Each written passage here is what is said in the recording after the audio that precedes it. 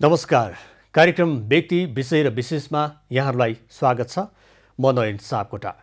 आज शनिबारको अङ्कमा हामी कला, साहित्य, मनोरञ्जन लगायतका विविध विषयमा यहाँहरू समक्ष प्रस्तुत हुँदै आइरहेका छौँ र आजको कार्यक्रममा हामी गीत सङ्गीतकै कुराकानी गर्नेछौँ र अहिले देश लकडाउनमा रहेको छ। यो लामो लकडाउनका बीच पनि गीत सङ्गीतप्रति लाग्ने स्रष्टाहरूले आफ्नो कर्मलाई भुलेका छैनन् र उनीहरू आफ्नो साधनामा लागि नै रहेका छन्। कतिपय अवस्थामा कोरोनासँग सम्बन्धित थुप्रै गीतहरू पनि नेपाली साङ्गीतिक बजारमा नआएका होइनन् र पनि यो विषम परिस्थितिका बीच कलाकर्मीहरूको दैनिकी के कसरी बितिरहेको छ र यो समयमा एउटा स्रष्टाले कस्तो सृजना गर्नुपर्दछ, आज हामी यिनै विषयमा कुराकानी गर्नको लागि निकै चर्चित गीतहरू नेपाली साङ्गीतिक फाँटमा ल्याउन सफल र चर्चित गायक, धेरै लामो समय उहाँले नेपाली साङ्गीतिक फाँटमा बिताइसक्नु भएको छ र अहिलेसम्म पनि उहाँले गीत सङ्गीतलाई निरन्तरता दिइरहनु भएको छ र पछिल्लो पुस्ता विशेष गरेर सुगम आधुनिक सङ्गीत र त्यसमा पनि गजल प्रतिको झुकाव र उहाँको यो गायन शैली छ, त्यो गायन शैलीले गर्दाखेरि निकै सङ्गीत पारखीहरूले उहाँलाई मन पराउनु भएको छ। यहाँलाई एउटा गीत याद नै होला, क्या दामी भो, र त्यसै गरी पिउँदिन भन्दा भन्दै पिलायो साथीले लगायतका थुप्रै गीतहरू उहाँले गाउनु भएको छ र पछिल्लो समयमा उहाँले निकाल्नु भएको यो गजल गीत हो परदेशमा दुख्यो मन। यो बारेमा पनि आज हामी कुराकानी गर्नेछौँ। आजका हाम्रा स्रष्टा पाहुना गायक शिव परियारलाई हामी स्वागत गर्दैछौँ। शिव परियारजी, यहाँलाई स्वागत छ कार्यक्रममा। नमस्कार नयनजी अनि एभिन्यूज टेलिभिजन हेरेर बस्नुभएका सम्पूर्ण आदरणीय नेपाली दर्शक महानुभावहरूलाई पनि मेरो एकदमै नमस्कार छ। यो बिहानकालीन लकडाउन जारी छ, लकडाउन जारी बिचमा पनि हामी यसरी कुराकानी गर्न पाउँदा हामीलाई पनि निकै नै रमाइलो महसुस भइरहेको छ। यहाँको दैनिकी चाहिँ कसरी बितिरहेछ? सामान्यतया अब एउटा नेपाली नागरिकको दैनिकी जसरी बित्छ, अहिलेको यो लकडाउनको सबैभन्दा महत्त्वपूर्ण पक्ष भनेको चाहिँ जीवनमा एकदमै धेरै व्यस्त रहने जो व्यक्तिहरू हुनुहुन्छ, जो विभिन्न पेसामा आबद्ध हुनुहुन्छ, उहाँहरूले आफ्नो परिवारलाई आफूले चाहेको जसरी अथवा परिवारले चाहेको जसरी पर्याप्त समय चाहिँ उपलब्ध गराउन नसकेको अवस्थाहरू सायद सबैको लाइफमा थियो होला र यो लकडाउनले चाहिँ अहिले सबैलाई एउटा पारिवारिक रूपमा चाहेर पनि होस् अथवा नचाहेर पनि होस् अथवा जुनसुकै अवस्थाबाट होस् एकदमै पारिवारिक माहौलमा चाहिँ घुलमिल गर्नलाई चाहिँ एकदमै राम्रो बनाएको छ। म पनि त्यस्तै खालको माहौलमा बसिरहेको छु अहिले। शिव परियार जुन सर्लाही, नेपालको सर्लाही जिल्लाबाट काठमाडौँको एउटा यात्रा र त्यस पछाडि यो यात्रामा क्रममा विश्व ब्रह्माण्डै घुम्ने यात्रामा पनि अहिले पछिल्लो समय यहाँको पाइलाहरू अगाडि बढिरहेछ। यो सर्लाहीदेखि काठमाडौँको यात्राको अलिकति स्मरण गरौँ न, त्यो क्षणलाई यतिखेर यो लकडाउनको बिचमा। 2051 साल अनि जिल्ला स्तरीय बालगीत प्रतियोगिता अनि पहिलोचोटि मञ्चमा टेकेको कक्षा 7 मा पढ्ने एउटा फुच्चे अनि आफ्नो स्कुल श्री सरस्वती माविलाई प्रतिनिधित्व गरेर बालगीत कम्पिटिसनमा फर्स्ट भइयो। त्यस पछाडि 2053 सालमा फेरि मेरो आफ्नो स्कुललाई नै प्रतिनिधित्व गरेर मध्यमाञ्चल टप भए बालगीत प्रतियोगितामै। त्यस पछाडि 2055 को एसएलसी, हाम्रो 56 सालमा भएको एसएलसी चाहिँ वैशाखमा, 56 को वैशाखमा काठमाडौँ छिरियो अनि ग्वालियर घराना अन्तर्गत आदरणीय गुरु चन्दन कुमार श्रेष्ठज्यूसँग शास्त्रीय सङ्गीत गायनको कक्षा प्रारम्भ भयो होइन। अनि 2059 सालमा रेडियो नेपालको आधुनिक गीत कम्पिटिसनमा फर्स्ट गरियो। 60 साल वैशाख 4 गते बिहिबार औपचारिक रूपमा आफ्नो पहिलो गीत रेकर्डिङ भएर रेडियो नेपालबाट बज्यो होइन। अब यस्तै यस्तै प्रकारन्तहरू छ। धेरै लामो इतिहास छ। हामीसँग अब यस्तो भयो, अब 56 सालदेखि सङ्गीत पढ्न थालेको हो। स्टिल आजको दिन पनि म गुरु कहाँ गएर गुरुको चरण स्पर्श गरेर म सङ्गीतको अध्ययनमा अझै पनि लागिरहेको छु होइन। अब हुन त एउटा कहावत के छ भने यो सिक्ने कुरा, पढ्ने कुरा जति पढे पनि जति सिके पनि सकिँदैन भन्ने कुरा आउँदो रहेछ। तर जब मैले सङ्गीतको महत्त्व बुझेँ, सङ्गीत पढेपछि यो सङ्गीतको गहनता बुझेँ, त्यसपछि चाहिँ कहिले छोड्ने मन लाग्दैन। सायद अब फेरि रिभाइभ पनि गर्छु होला फेरि एकचोटि 8 वर्षको कोर्सलाई। भनेपछि यो पुरानो स्मरण यहाँले गराइरहँदाखेरि जुन सङ्गीतको सारसुर 7वटा सुरलाई चाहिँ अहिले समातिरहँदाखेरि यहाँको यात्रा जसरी अहिले अगाडि बढिरहेको छ, यहाँको जुन 25-26 वर्ष यहाँले यो सङ्गीत यात्रामा चाहिँ अगाडि बढिरहँदाखेरि शिव परियार बुढो हुनुपर्ने झन् तन्नेरी पो हुँदै आइरहेको छ भन्ने त्यो खालको प्रतिक्रियाहरू पनि कतै कतै सुनिन्छ होइन? खास यो के हो खासमा यो शिव परियार बुढो हुनुपर्ने तन्नेरी भइरहेको राज चाहिँ के हो? होइन, अवश्य पनि 11 वर्षको 10 वर्षको उमेरमा पहिलोचोटि जिल्ला स्तरीय बालगीत प्रतियोगिताको मञ्चमा टेक्ने शिव परियार र आज तपाईँसँग प्रत्यक्ष रूपमा यसरी एभिन्यूज टेलिभिजनको लाइभ अन्तर्वार्तामा बोल्ने शिव परियार बीच त धेरै कुराको तात्विक भिन्नता छ होइन? अब बुढो चाहिँ हामी अब बुढो भन्ने कुरामा म के भन्छु भने हामी एक दिन मर्नुपर्छ होइन? मृत्यु एकदम अन्तिम सत्य हो। अनि अब हामी एक दिन मर्नुपर्छ भन्दा जसरी मलाई दुःख लाग्दैन, त्यसै गरी बुढो भइयो अथवा बुढो भइस्, बुढो देखिस् भन्दा पनि दुःख लाग्दैन र तन्देरी देखिस् भन्दा पनि खासै खुसी लाग्दैन होइन? वैचारिक हिसाबमा चाहिँ बुढो भइयो। अब हामी पहिला आलो काँचो दिमागको थियौँ, अपरिपक्व थियौँ होइन? वैचारिक हिसाबले चाहिँ म पक्कै पनि बुढो भएँ, तर अब शारीरिक हिसाबले चाहिँ तन्दुरुस्ती नै देखिरहेको छु। अब नियमित एक्सर्साइज, अब आहार विहार सबै कुराहरू, अनि अलिकति आफूलाई स्ट्रेस लिने बानी छ तर पनि स्ट्रेस नलिउँ भनेर प्रयास एकदमै धेरै गरिरहन्छु म होइन? सायद ती कुराहरूले पनि अब पहिला एकदमै चरम सङ्घर्षको बेलामा चाहिँ 19-20 वर्ष 21-22 वर्षको ठिटो पनि एकदमै बुढो जस्तो देखिने होइन? अब यो गालासाला पुरा सुकेको होइन? अब तपाईँको कयौँ किलोमिटर चाहिँ अब हिँडेर यात्राहरू तय गर्नु पर्थ्यो होइन?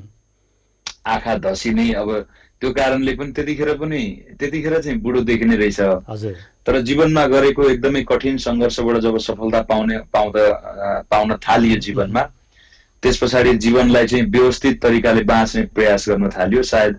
अनि बच्चादेखि नै म अब एथलेटिक्स, फुटबल गेमहरू भयो, अनि यो एथलेटिक्समा भयो एकदमै इन्ट्रेस्ट, रुचि राखिराख्ने, र अहिले पनि अब क्लब फुर्सद हुँदाखेरि क्लबहरू गइरहने, एक्सर्साइजहरू गरिरहने कारणले पनि, त्यो कारणले पनि मलाई सायद फिट देखिएको हुनसक्छ।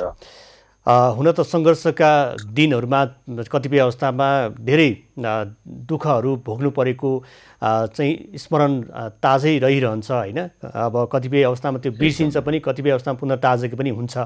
र अहिलेको जुन एउटा आफ्नो यात्रामा केही प्रगति भइरहँदाखेरि त्यो आत्मसन्तोषले गर्दाखेरि पनि त्यो खालको चरित्र, त्यो खालको चाहिँ आवरण मान्छेको देखिन्छ पनि होइन? त्यो आफ्नो ठाउँमा छँदै नै छ। र अब यहाँले जुन गीत सङ्गीतहरू धेरै प्रस्तुत गर्नुभएको छ, निकै लोकप्रिय गीतहरू, कर्णप्रिय गीतहरू नेपाली साङ्गीतिक फाँटमा यहाँले पस्किनु भएको छ। यहाँको जुन जादुमय स्वर छ होइन? यो बिहानको समयमा कतिपय अवस्थामा हाम्रा दर्शकहरू, तपाईँका शुभचिन्तकहरूले यतिखेर शिव परियारलाई बोलाइसके पछाडि गीत गाउन नलाए भने त फेरि अलिकति हामीले पनि अन्याय गऱ्यौँ कि भन्ने पनि होला होइन? अब यो आग्रहलाई यहाँले स्वीकार गर्नै पर्छ जस्तो लाग्छ यतिखेरको समयमा। यो बिहानको समय हो, धेरैजना मानिस अब लकडाउनमै छन्। टेलिभिजनको सेट अगाडि बसेर यो हाम्रो साङ्गीतिक अन्तर्वार्ता, विभिन्न राजनीतिक समीक्षाहरू भए, देशको वर्तमान परिस्थितिसँग सम्बद्ध कुराहरू तपाईँहरू सम्प्रेषण गरिरहनुहुन्छ। आज शनिबारको बसाइ चाहिँ नितान्त अब कलाकार देख्ने बित्तिकै दर्शक श्रोताहरूको भावना पनि अलिकति सङ्गीतमय साङ्गीतिक नै हुन्छ जस्तो लाग्छ मलाई है? पक्कै पनि, यदि म रङ छैन भने। अब मसँग धेरै भावनात्मक गीतहरू छ, सेन्टिमेन्टल गीतहरू छ, ट्राजिक गीतहरू छ। यो लकडाउनको सिचुएसनमा चाहिँ अब सबैजना अलिकति स्याड भइराखेको अवस्थामा, अलिकति प्यानिक फिल गरिराखेको अवस्थामा यतिखेर नरमाइलो दुखी गीतहरू नगाउँ होला है, रमाइलो गीत नै सुनाऊ। हुन त अहिलेको अवस्था रातभरि सुतेर बिहान उठ्दाखेरि क्या दामी हुने अवस्था त छैन। र पनि यो लकडाउन जति समयसम्मको लकडाउनको अवधि हुन्छ त्यो समयलाई चाहिँ एउटा बेहोसीको समयको बिम्बको रूपमा लिउँ। र त्यस पछाडि लकडाउन खुले पछाडि हामी नेपाली जसरी विगतमा विभिन्न प्राकृतिक प्रकोप अनि एकदमै चरम द्वन्द्व का अवस्थाहरूबाट पनि फेरि रिकभर भएर फेरि राइज भएर हामी हाँसेर आफ्नो जीवनलाई अगाडि बढाइराखेको थियौँ। यो लकडाउन पछाडि यो कोरोना भाइरसको यो प्रताडना पछाडि फेरि पनि हामी त्यसरी नै एउटा भाइचारा सद्भावको विकास गरेर एकले अर्कालाई सहयोग गरेर फेरि हामी राइज हुन सक्छौँ र एकदमै आफूले आफूलाई खुसी बनाएर बाँच्न सक्छौँ भन्ने एउटा आशा, कल्पना, शुभेच्छा, शुभकामना, प्रार्थना व्यक्त गर्दै म त्यही गाना गाउन चाहन्छु। आदरणीय दाई राजेन्द्र थापा दाईको शब्द रचना हो। 2067 सालमा रिलिज भएको मेरो चौथो एल्बम क्या दामीबाट धेरैले मन पराउनु भएको छ। यो गीत सुन्ने मेरो नाम थाहा नभए पनि यो गीत सुनेर फलानो गीत भनेर धेरैले बुझ्नु भएको छ। अब चाहिँ प्रत्यक्ष रूपमा फलानले यो शिव परियारले पो गाउनु भएको रहेछ भन्ने थाहा हुन्छ। अब थाहा नहुनेलाई आजको इन्टरभ्यूले अलि धेरै थाहा हुन सक्छ। बेहोसी पछि त होसमा आउँदा क्या दामी भो, बेहोसी पछि त होसमा आउँदा क्या दामी भो, यहाँ पिउने म पिलाउने को पो क्या बदनामी भो, यहाँ पिउने म पिलाउने को पो क्या बदनामी भो, यहाँ पिउने म पिलाउने को पो क्या बदनामी भो, यहाँ पिउने म पिलाउने को पो क्या बदनामी भो, यहाँ पिउने म पिलाउने को पो क्या बदनामी भो। हस्, धन्यवाद। एकदम राम्रो गीत यो। अब यो गीतको भावमा चाहिँ कतिपय अवस्थामा मदिराप्रति लक्षित नै छ। मदिरालाई यो अलिकति बिम्बक रूपमा पनि प्रयोग गरिएको छ।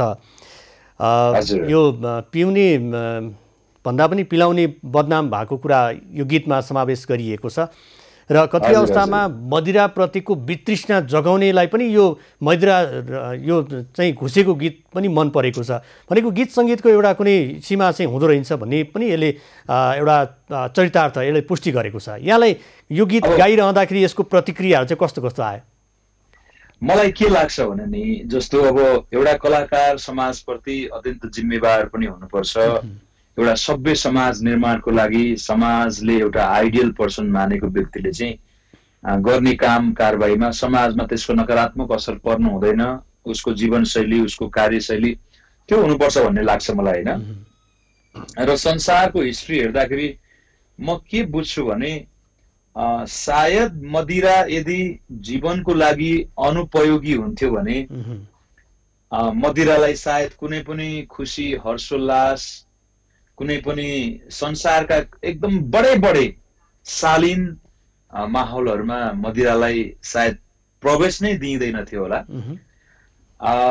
हाम्रो नेपाल लगायत धेरै मुलुकहरूमा चाहिँ मदिरा सेवनको कल्चर छैन के। हजुर, खाना नपाउँदा, सुँग्न नपाउँदा नसुँगेको नसुँगे, अनि खाना पाएपछि चाहिँ छाड्ने छेर्ने गरेर खाने त्यो मदिरालाई ग्रहण गर्ने कल्चर हामीले राम्रोसँग अवलम्बन गर्न नसकेको कारणले गर्दा मदिराप्रतिको चाहिँ धारणा गलत हो।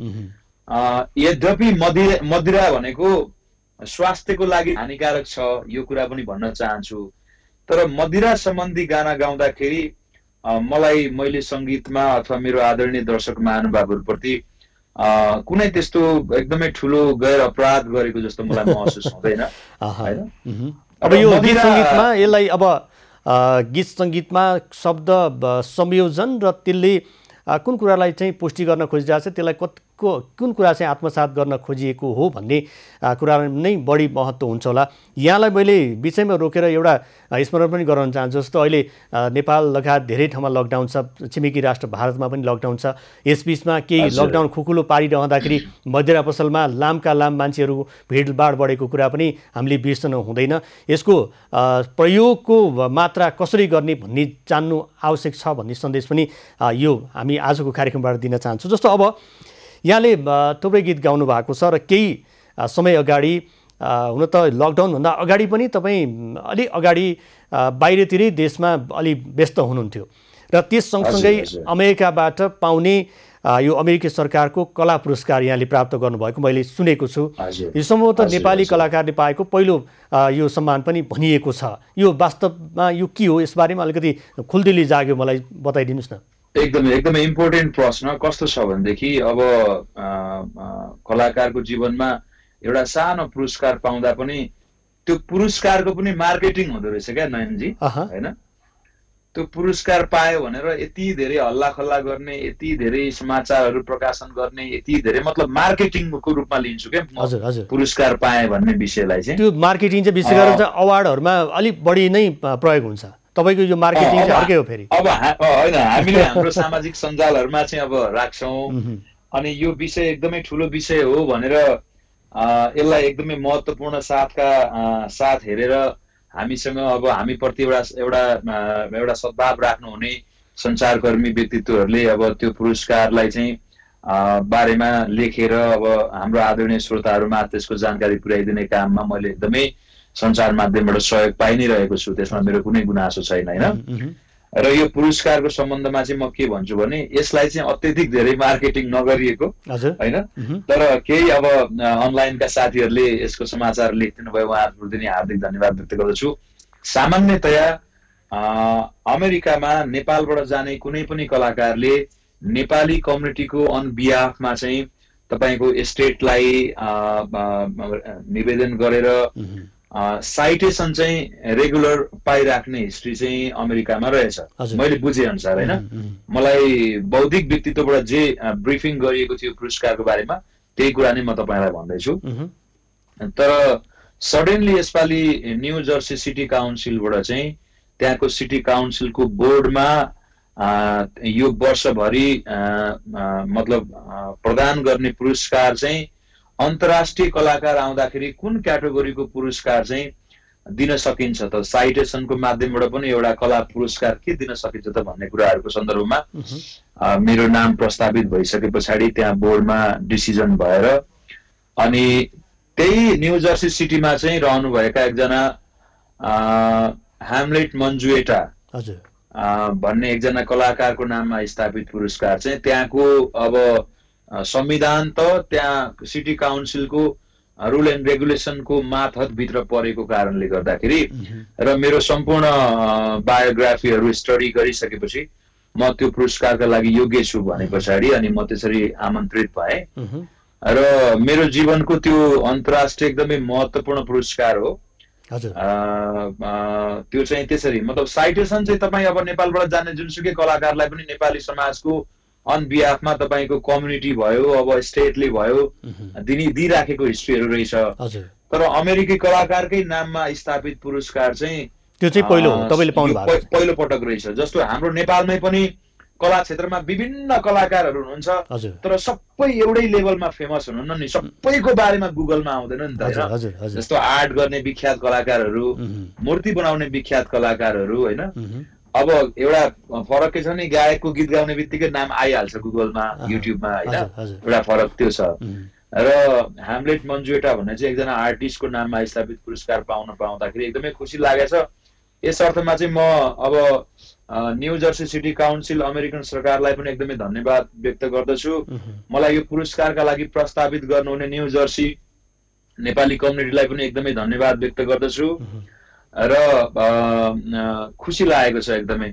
अब हुन त यो कर्म अनुसारको फल प्राप्त हुन्छ भने जस्तै शिव परिवारको जुन एउटा कर्म गर्ने एउटा चरण छ त्यो चरण अनुरूपकै यो कर्मको फल नै मान्नुपर्छ। यतिखेर तपाईँको पछाडिपट्टि हामीले विभिन्न यो अवार्ड र त्यसै गरी प्रमाणपत्र जुन एउटा चाहिँ सम्मानको पत्र पनि हामीले देखिरहेका छौँ र सँगसँगै यो युट्युबको एउटा लोगो सहितको सम्मान पनि त्यहाँ देखिरहेको छु मैले, होइन? यो फ्रेममा नपरेर हो मैले जिन्दगीमा पाएको सबै अवार्डहरू यही नै छ लगभग, होइन? एकदम राम्रो, धेरै धेरै देखाइदिनु भयो। मैले थोरै देखाएको थिएँ, तपाईँले घुमाएर सबै देखाइदिनु भयो। अब हुन त यहाँको गीत पिउँदिन भन्दै पिलायो साथीले यो 2 करोड 50 लाख भन्दा बढीले हेरेका छन्। त्यो अन्तर्गत नै होला सायद त्यो अब युट्युबले पनि माया गरेर त्यसरी तपाईँलाई त्यो सर्टिफिकेट दिएको। यो सङ्गीतलाई यहाँले धेरै रसस्वादन गर्नुभएको छ, होइन? कति अवस्थामा यो चिनी धेरै खायो भने गुलियो हुन्छ भन्छन्। सङ्गीतलाई धेरै खाँदाखेरि चाहिँ यो तितो हुन्छ कि झन्झन गुलियो हुँदो रहेछ? यस्तो रहेछ, अब धेरै खाँदै गर्दाखेरि तितो पनि हुन्छ, फेरि तितो भए पनि एकछिन अब नखाने, रोकिदिने, अनि भोलिपल्ट फेरि खान सुरु गर्ने होइन। हजुर। कस्तो हुँदो रहेछ भने जसरी हामी बाँच्नको लागि हाम्रो पेट को माध्यमबाट हाम्रो शरीरको विभिन्न अङ्गहरूमा चाहिँ एउटा शरीरको शक्ति मतलब त्यो तत्त्व पुर्याउनको लागि पेट आवश्यक छ नि। पेटमा हामीले जस्तो सुकै खानेकुरा जस्तो दाल भात तरकारी सामान्यतया हामी बच्चैदेखि बुढो हुने बेलासम्म खान्छौँ नि, त्यो हामीलाई कहिल्यै नमिठो लाग्दैन क्या, होइन? हजुर। त्यो कहिल्यै नमिठो लाग्दैन। अरू विभिन्न परिकारहरू हेर्नुहोस् नमिठो लाग्छ, तपाईँको पानी पनि हामीलाई नमिठो लाग्छ, होइन? बाहिर गएर हामीले केही आइटम खान मन लाग्यो भने पनि हामीलाई काहीँको स्वाद मात्रै मनपर्छ, सबै ठाउँको स्वाद मन पर्दैन। तर आफ्नो घरमा पकाएको दाल भात तरकारी अचार यो 4 चिज मान्छेलाई कहिल्यै नराम्रो लाग्दैन के, होइन? एक टाइम मान्छेले खाएकै हुन्छ। हो, सङ्गीत पनि मेरो लागि त्यस्तै भइदियो क्या, कहिल्यै नराम्रो लागेन, होइन? त्यो भएर मैले सङ्गीतलाई चाहिँ जुन दिनदेखि चाहिँ सङ्गीतलाई औपचारिक रूपमा ग्रहण गरेँ, म त्यो दिनदेखि चाहिँ निरन्तर खाइरहेको छु र अन्तिम साससम्म पनि खान चाहन्छु सङ्गीतलाई चाहिँ यसरी नै मिठो मानेर। अब यो शिव परियारलाई चर्चित गायक भनेर चिनिएको जस्तो अथवा आफैलाई मूल्याङ्कन गर्नुपर्दा यो गीतले म चाहिँ चिने, यो गीत चाहिँ मेरो सर्वोत्कृष्ट भयो है भन्ने त्यो क्षण चाहिँ कतिखेर तपाईँलाई जाग्यो कि अझै जागेको छैन? यस्तो हो, म एकदमै एउटा सामान्य कोरा परिचय लिएर नेपाली सङ्गीतमा सङ्घर्ष गरेर नेपाली सङ्गीतमा जब पदार्पण गरेँ, रेडियो नेपालमा फर्स्ट भएँ, रेडियो नेपालबाट गोल्ड मेडल पाएँ, रेडियो नेपालबाट A ग्रेडको कलाकारको सर्टिफिकेट सहित म पुरस्कृत भएँ, होइन? नगद राशि सहित। त्यति बेला चाहिँ जब 2060 साल वैशाख 4 गते बिहिबार रेडियो नेपालको स्टुडियोमा मेरो पहिलो गजल रेकर्डिङ भयो, सुरेश वाग्लेजीको शब्द रचना, मेरो आफ्नै सङ्गीत र स्वरमा लाइभ रेकर्डिङ भयो। त्यो रेकर्डिङ भएर दर्ता भएपछि म नेपाली सङ्गीतमा औपचारिक रूपमा पदार्पण गरेँ। अब शिव परियार भन्ने गायक पनि यो ब्रह्माण्डमा नेपालमा छ है भन्ने एउटा नाम चाहिँ दस्तावेजमा उल्लेख भयो भन्ने चाहिँ महसुस भयो। त्यस पछाडि मैले अब सङ्गी, अलिकति नजर तिम्रो, कहाँ थियो रङ्गमञ्च, धेरैचोटि मरे म त, फेवातालमा साइली जस्ता गीतहरू मैले गाएँ। त्यसले मेरो बिस्तारै परिचयलाई चाहिँ फराकिलो बनाएर लाने प्रयास गर्दै गरेको थियो। त्यस पछाडि लगत्तै तपाईँको बेहोसी पछि होसमा आउँदा क्या दामी भयो गाना रिलिज भयो, आदरणीय दाई मैले अघि उल्लेख गरिसकेको स्रष्टाहरूको, होइन?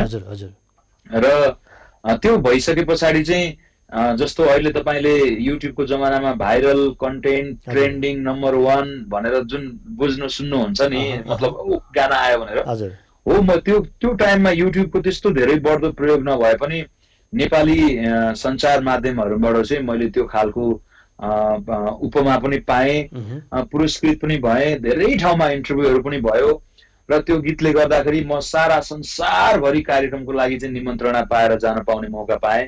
त्यस हिसाबले मेरो जीवनमा जति परिचयको आवश्यक छ 3 करोड नेपाली जनताको माझमा सायद त्यो परिचय त अझै पनि पुगेको छैन होला, होइन? सबैलाई अझै पनि धेरै ठाउँमा मेरो परिचय मैले खुलाउनु पर्ने, बताउनु पर्ने, साङ्गीतिक परिचय बताउनु पर्ने आवश्यक रहला, होइन? तर एकदमै मेरो लाइफको एउटा हुन्छ नि यो गीत र यो गायक रे भनेर त्यो क्या दामी आइसके पछाडि बल्ल मैले त्यो भन्दा अगाडि गाएका जस्तो सङ्गी डुब्दैछु तिम्रो यादमा, अलिकति नजर तिम्रो, कहाँ थियो रङ्गमञ्च, धेरैचोटि मरे म त, जुन एउटा नेपाली सङ्गीतको रेगुलर बहावलाई ब्रेक गर्नको लागि मैले सृजना गरेका गीतहरू थियो अनि अरू रेस्पेक्टेड सङ्गीतकारहरूको सङ्गीतमा गाइएको गीतहरू थियो।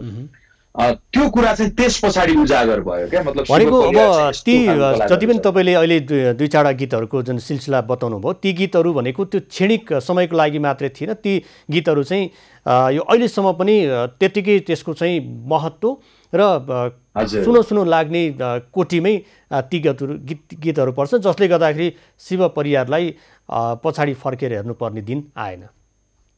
गीतमा साहित्यको एकदमै महत्त्व हुन्छ। साहित्य भनेको भाव, कल्पना, बिम्ब र यथार्थको माध्यमबाट बन्ने चिज हो, होइन? हजुर।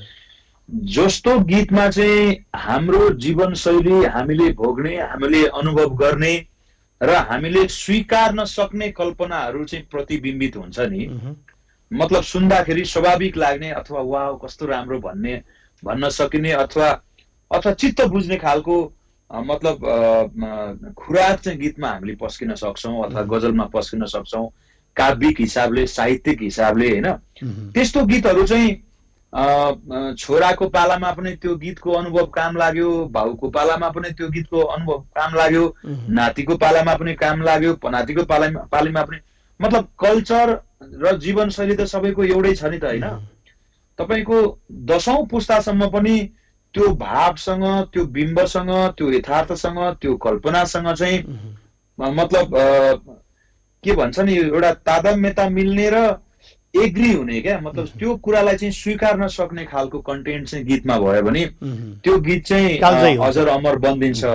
र यतिखेर एउटा कुरा भन्न चाहन्छु, हामी नेपाली सङ्गीतको इक्जाम्पल दिँदा, उदाहरण दिँदाखेरि जहिले पनि स्वर सम्राट नारायण गोपालज्यू, नातिकाजीज्यू, शिवशङ्करज्यू, तारादेवी, अरुणा लामा, फतेमान राज भण्डारी, बच्चु कैलाश, होइन, दीपक खरेल जस्ता धेरै दिग्गज अब कलाकारहरूको चाहिँ अरुण थापा, होइन, स्वर्गीय गोपाल योन्जन हुनुहुन्छ लगायत धेरै आदरणीय कलाकारहरूको हामी इक्जाम्पल दिन्छौँ नि। नाम छुटेको कलाकारहरूको लागि म माफी चाहन्छु, होइन। हो, उहाँहरूको गीतको तपाईँले शब्द पढ्नुभयो भने यति राम्रो शब्द छ, गीत लेखनमा यति मेहनत गरिएको छ। तर अब अहिले त्यस्तो अहिले चाहिँ त्यति मेहनत गर्ने मान्छेसँग समय नभएर हो अथवा मान्छे स्वार्थी भएर हो, अब विविध कारणले होला समय पनि सकिन लागेको छ। अरू कुराकानी गर्ने जमरको रहर हुँदाहुँदै पनि समयलाई पनि ख्याल गर्नुपर्ने हुन्छ। अब शिव परिवारको जुन एउटा उचाइ छ, एउटा गन्तव्य पार गरेर तपाईँले एउटा उचाइ कायम गरिरहनु भएको छ, त्यो शिव परिवार यो साङ्गीतिक यात्रामा आफ्नो यात्रा जारी राख्दाखेरि लडेको र उठ्नलाई अलिकति गाह्रो भएको त्यो क्षणलाई यतिखेर सम्झौँ न, जुन मानिसमा एउटा उत्प्रेरणा जगाउने पनि त्यो विषय बनोस्, जसले शिव परिवार लड्दाखेरि आफै उठेर अगाडि बढेको थियो। अब यो लड्ने भन्ने शब्दलाई मैले बिम्बात्मक हिसाबले नलइकन सशब्द शब्दार्थको रूपमा व्याख्या गर्न चाहन्छु। तपाईँले ठ्याक्कै भन्नुभएको कुरालाई मैले चाहिँ अर्को अर्थमा उदाहरण दिइन। लड्ने र उठ्ने शब्दार्थमै जाउँ। हजुर, लगभग 2072 सालको असारमा मेरो ठुलो बाइक दुर्घटना भयो, होइन। त्यो बाइक दुर्घटना हुँदाखेरि चाहिँ म सर्लाहीबाट काठमाडौँ आउँदै थिएँ बाइकमा। त्यो बाइक दुर्घटना म सामान्य 60-70 को स्पिडमा थिएँ, रोडमा केही पनि खाल्टोहरू थिएन। म एकदमै मनमने मनोसंवाद गर्दै बाइक बिस्तारी कुदाइरहेको थिएँ निजगढमा। तर मेरो बाइक चाहिँ 81 केही तत्त्वले स्वाट्टै उडाइदिएको जस्तो महसुस भयो क्या, होइन। 90 डिग्रीमा बाइक उडेर म अब मरणासन्न हुने गरी पछारिएँ। मेरो होस गुम्यो। म लडेको लगभग 5-10 मिनट पछाडि मात्रै मेरो माइन्ड चाहिँ रिकभर भयो। होस आउँदाखेरि चाहिँ म को हो, म के हो, म कहाँबाट आएको, यो कुन ठाउँ हो भन्ने खालको अवस्थाहरू थियो, होइन। म एकदमै मरणासन्न भएर आइपुगेँ। त्यतिखेर भर्खर घर किनेको थिएँ काठमाडौँमा 1 करोड लगानीमा। अब सङ्गीतको आम्दानीमा एउटा रहर गरेर घर किनेको, धेरै ठुलो लोन थियो ब्याङ्कसँग। अनि एउटा उत्साह के थियो भने अब धेरै कार्यक्रमहरूमा जान्छु। पिलाए साथीले भर्खर रिलिज गर्न कोसिस गर्दै थिएँ, होइन, रिकभर भर्खर भएको थियो। अनि अब धेरै कार्यक्रमहरूमा गएर यो घरको लोन तिर्छु अथवा मेरो आफ्नो व्यवहारिक कुराहरू चाहिँ पुरा गर्छु भन्ने खालको अवस्थाहरू थियो। त्यो सपना बुन्दै हुनुहुन्थ्यो? त्यो बुन्दै थिएँ। तर म यसरी पछारिएँ कि लगभग म 7-8 महिना चाहिँ अब नराम्रोसँग थलिनु पर्ने अवस्था आयो। टेकेर पर्फर्म गर्न नसके। अब एउटा गायक, एउटा नाचेर हाँसेर गाना गाउने मान्छेको चाहिँ तपाईँको उभिन सक्ने अवस्था नभएपछि त्यसले एकदमै लामो इम्प्याक्ट पार्छ नि। र पनि त्यो समयको परिस्थितिलाई चाहिँ मैले यसरी आफूभित्र एउटा आत्मबल जगाउनु भयो। आत्मबल जगाएर धैर्यता गरेर म त्यो माहौलबाट म फेरि सम्हालिएँ र धेरै पैसा कमाएर यो घरको लोन चाहिँ 3 वर्षमा तिरेर अहिले म फेरि उठेको छु। फेरि नयाँ उत्साहको साथमा अगाडि बढेको छु। मैले यो कुरा किन इक्जाम्पल दिएको भने धेरै नेपालीहरू चाहिँ एउटा सुखद भविष्यको लागि पैसा कमाउनलाई विदेश जानु भएको छ। धेरै नेपालीहरू ऋण गरेर सायद ऋण नगर्ने त नेपाली कोही पनि हुनुहुन्न होला हाम्रो देशको अवस्थाले गर्दाखेरि होइन। र त्यो अवस्थाबाट पनि तपाईँ यदि दुःखमा हुनुहुन्छ भने पनि जसरी मैले मेरो जिन्दगीमा चाहिँ एउटा लडेर उठ्ने प्रयास गरेँ, ऋण मलाई पनि लाग्यो, दिन लागेन, मैले आफूमा धैर्यता राखेर मैले एउटा ठुलो युद्ध जितेको जस्तो महसुस हुन्छ अहिले होइन। यो एउटा मैले मेरो व्यक्तिगत कुरा यसरी अनियरमा भन्न आवश्यक थिएन, तैपनि तपाईले किन भनेको होला शिव परियारले होइन। तर के हो भने एउटा यो हरेक नेपाली युवाहरूको लागि चाहिँ एउटा प्रेरणा हुन सक्छ। तपाईँ जति दुःखमा हुनुहुन्छ, अहिले पनि तपाईँको अहिलेको सिचुएसनमा पनि धेरै नेपालीहरू विदेशमा तलब नपाएर लकडाउनमा बाध्यात्मककारी परिस्थितिमा बस्नु परेर घरमा पैसा पठाउन नपाएर नियमित किस्ता तिर्न नपाउँदा आफ्नो जुन नियमित खर्चहरू टार्न नपाउँदा एकदमै प्रब्लममा एकदमै मानसिक टेन्सनमा स्ट्रेसमा बसिरहनु भएको छ होला। तर म उहाँहरूलाई के भन्छु भने आफूभित्रको आत्मबल चाहिँ एकदमै विकास गर्नुहोस्, आफूलाई भित्रबाट नमार्नुहोस्, स्ट्रेस नलिनुहोस्। दुःखपछि सुख अवश्य आउँछ होइन। एकदमै एकदमै। अब जाँदा जाँदै अलिकति यो भावुक अलि यो कुराकानी भयो, एउटा छोटो एउटा गीत यहाँको सुनौँ र त्यसपछि हामी कार्यक्रमलाई बिट मार्छौँ। यो लकडाउन खुले लगत्तै अब फेरि एउटा गीत हामी रिलिज गर्ने तयारीमा छौँ। यो गीत आदरणीय गीतकार डाक्टर चन्द्र गिरिज्यूको शब्द रचनामा रहेको छ, सङ्गीत चाहिँ हाम्रो प्रिय भाइ दीपक शर्मा भाइको। यो गीत पनि क्या दामी भो संस्करण पछाडि पिलाए साथीले र पिलाए साथीलेको संस्करण पछाडि हामी यो गीत रिलिज गर्दैछौँ। कुनामा बसी हेरिरहे नाच्न जानिन, साथीहरूले हात ताने मैले मानिन। कुनामा बसी हेरिरहे नाच्न जानिन, साथीहरूले हात ताने मैले मानिन। नाच्छु भनी जान खोज्छु हिम्मत गरिन, एकै घुटको पिएपछि लाजै मानिन। नाचे फिरिरी नाचे फिरिरी नाचे फिरिरी, एकै घुटको पिएपछि नाचे फिरिरी। यो गीत चाहिँ अब हामी लकडाउनबाट एकदम आक्रान्त भएको आदरणीय दर्शक महानुभावहरूको लागि चाँडै ल्याउँदै हुनुहुन्छ। हवस्, यहाँले जुन यो समय उपलब्ध गराउनु भयो, यहाँको साङ्गीतिक यात्रा अझै झाँकिँदै जाओस्। यहाँलाई धेरै धेरै शुभकामना छ, धन्यवाद पनि छ। तपाईँलाई व्यक्तिगत रूपमा एभी न्युज टेलिभिजन परिवारलाई हृदयदेखि नै हार्दिक धन्यवाद छ। सबैजना सुरक्षित रहनुहोस् र हामी चाँडै यो राम्रो वातावरणमा आउँछौँ भनेर आशा गरौँ। धन्यवाद। हस्, तस्बिर उहाँ हुन्थ्यो गायक शिव परियार। उहाँसँग गरिएको कुराकानीको क्रम यति नै। खबरभित्रको खबरको लागि हेर्दै रहनुहोला एभी न्युज खबर। नमस्कार।